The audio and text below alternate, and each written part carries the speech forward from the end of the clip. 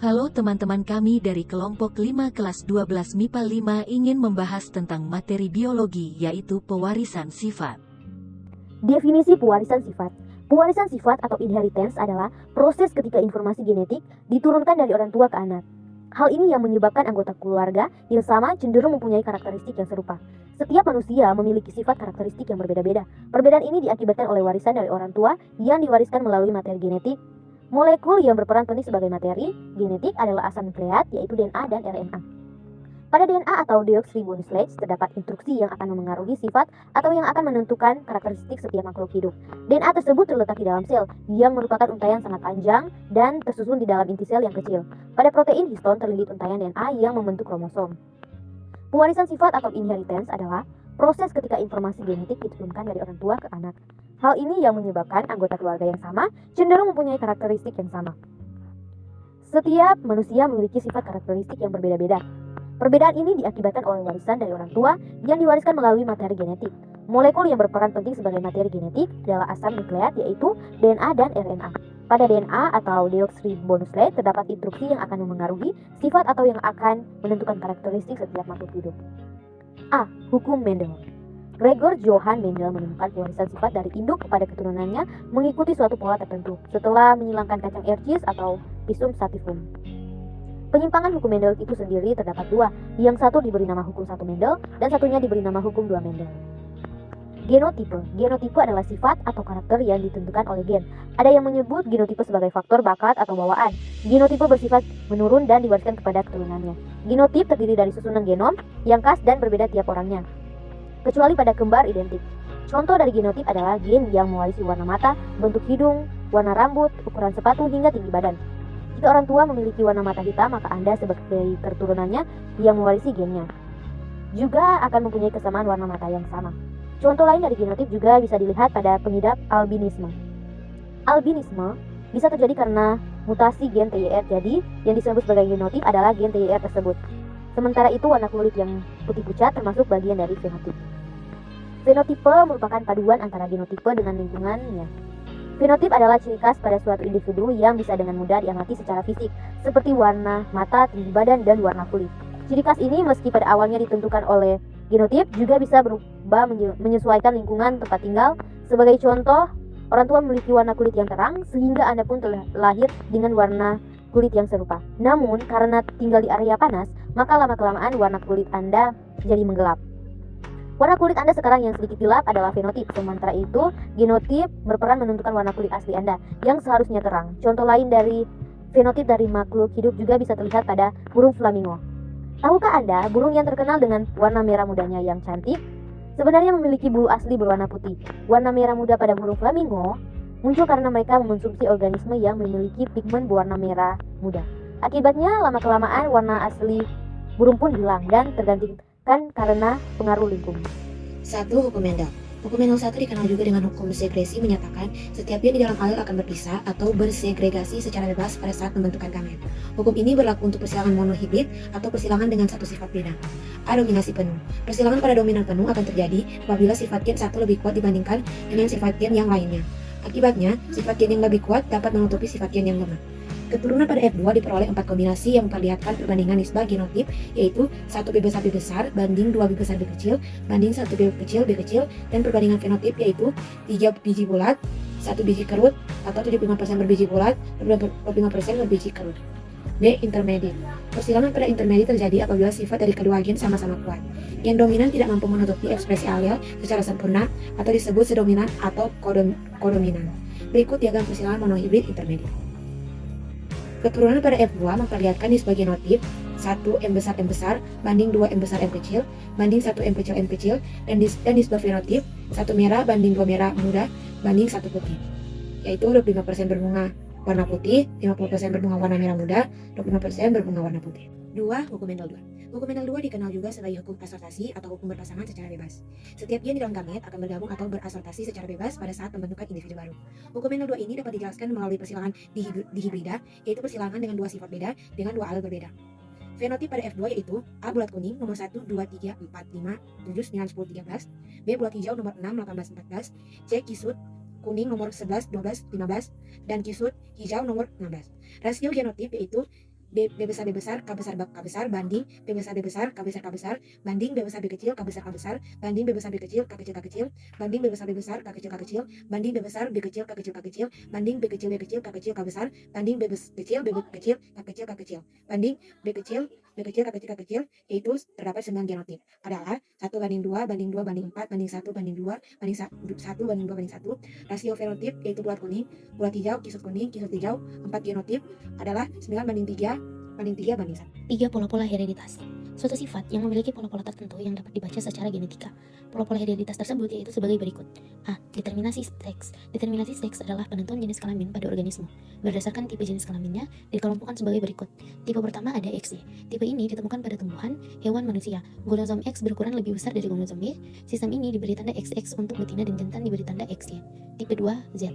Tipe ini dapat ditemukan beberapa jenis unggas. Pada sistem ini, susunan kromosom kelamin ZO dimiliki oleh hewan betina, sedangkan jantan memiliki susunan kromosom kelamin ZZ.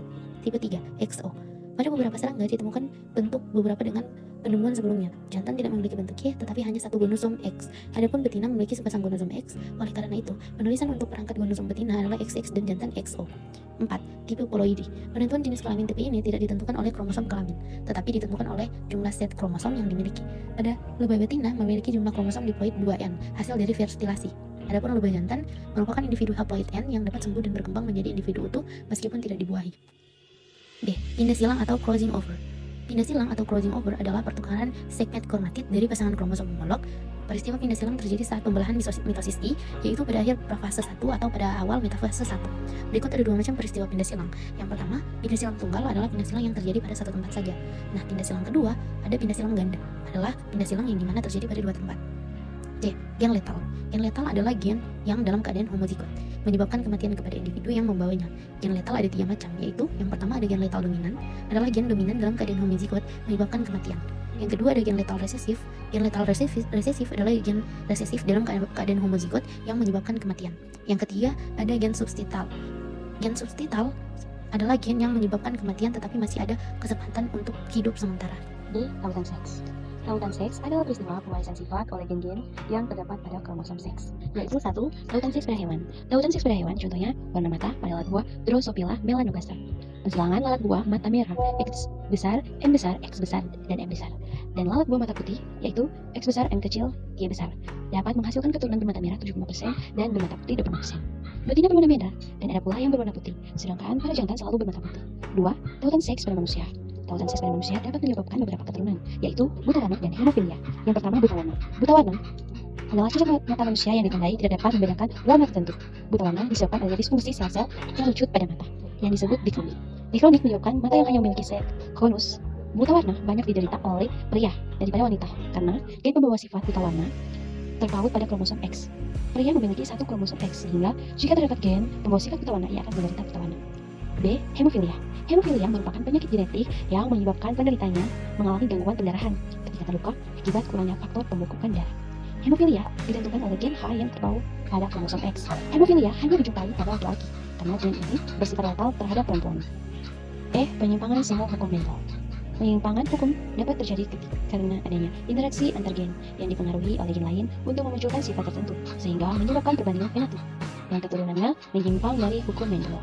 Yang pertama, 1. Gen interaksi gen merupakan suatu peristiwa di mana muncul suatu karakter akibat interaksi antar gen yang dominan atau antar gen resesif.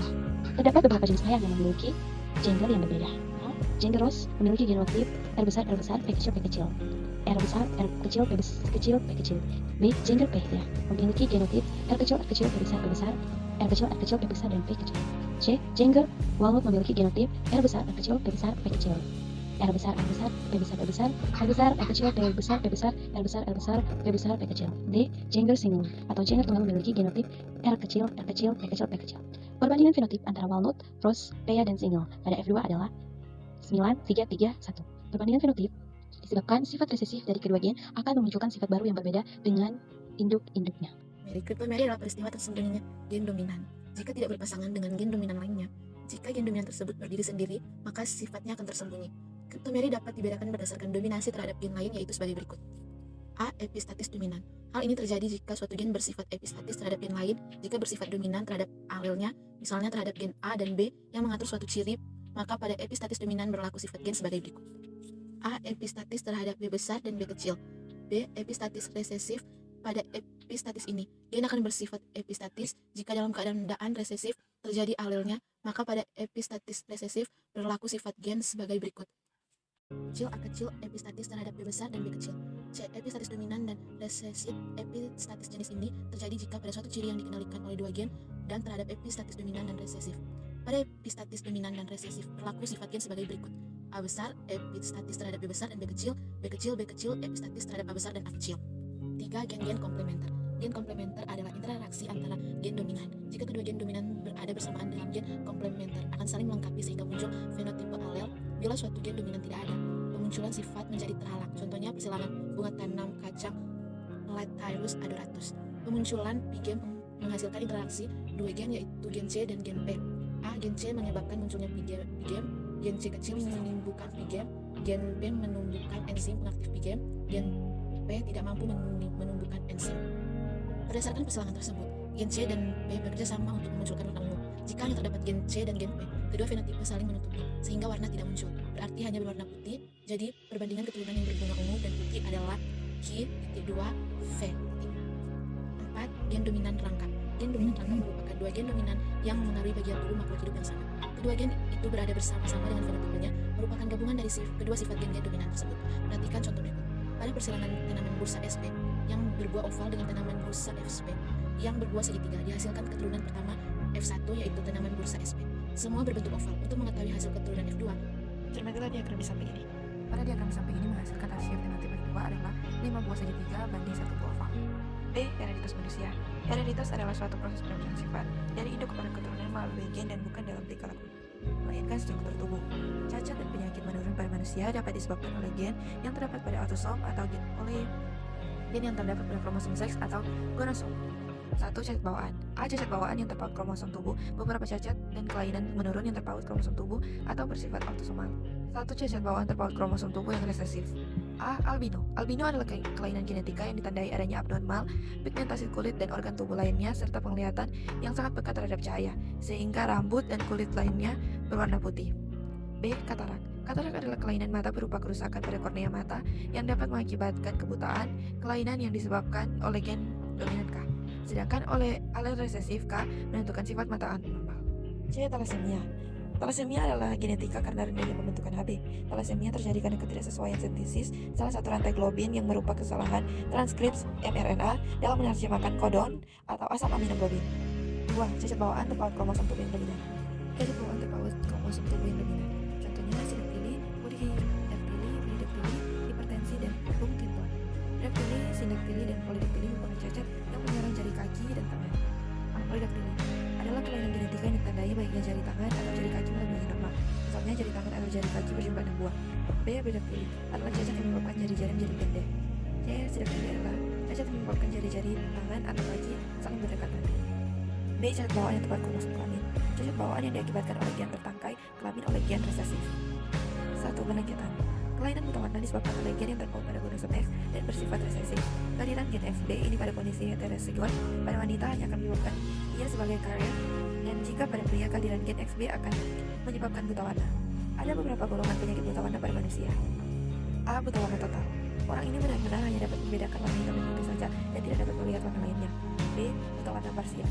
Orang yang menderita kelainan buta warna parsial ini tidak mampu untuk membedakan beberapa warna tertentu seperti warna hijau, biru, atau merah. 2. Hemofilia adalah kelainan pada darah yang ditandai darah sukar membeku ketika terjadi luka. Hemofilia disebabkan oleh gen resesif H yang terpaut dengan kromosom X. Penyakit hemofilia ada 2 jenis, yaitu sebagai berikut. A. Hemofilia A, yaitu penderita tidak dapat memiliki faktor pembeku darah yang disebut FAH atau faktor anti-hemofilia atau fakta ke-8. B. Hemofilia B, yaitu penderita tidak dapat memiliki faktor KPT atau komponen plasma tromboplastin.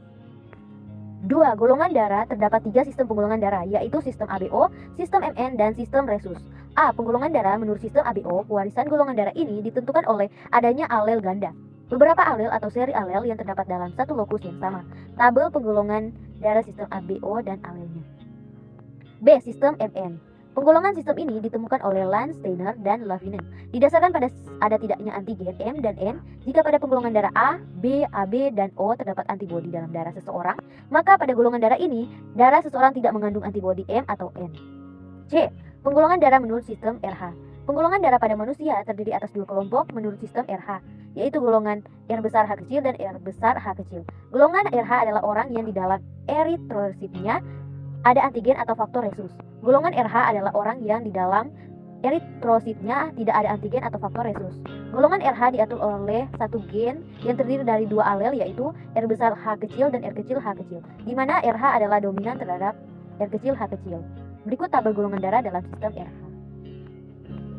Sekian dari kami kelompok 5, terima kasih.